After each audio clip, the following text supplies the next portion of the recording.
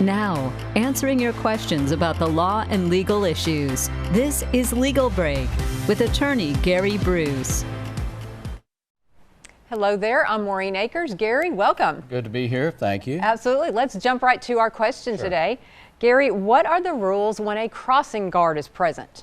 I think these is a good area to talk about because crossing guards don't necessarily change the rules, but they do, one, help remind us, maybe deal with traffic and school situations, and three, well, they're there to enforce. So I don't know that they have specific policing powers, although I never knew this. How did I live here for 30-something years and not know that the Muskogee County School District has its own police department?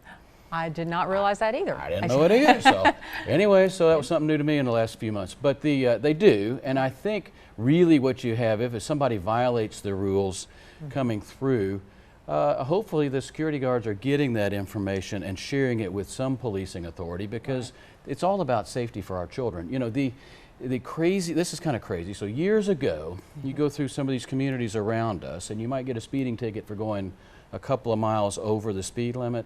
And they must have done it to somebody's daughter or son, you know, that's in the legislature. So they changed the rules and said, you're not allowed to use speed guns inside the city limits to give someone a ticket for less than 10 miles an hour over the speed limit, all right?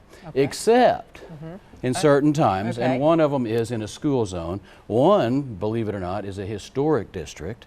And then I think probably hospital area, you know, anything where there's people that are going to be milling around and walking downtown, you know.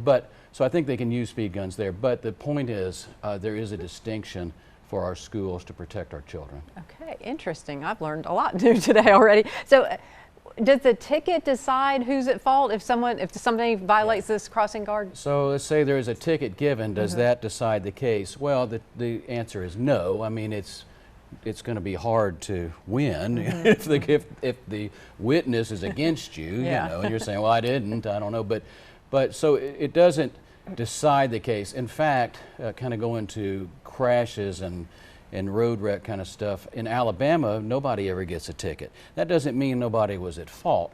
I think the rules are simply that the officers aren't allowed to presume who violated a rule. Now, if you've ever been in a wreck in Columbus, you know that if you run in the back of somebody, you're going to get a following too close ticket.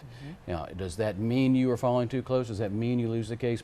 No, it does not mean that, but it does mean, we're going to have to find some witnesses. Okay, thank you, Gary. We'll see you in the next legal break.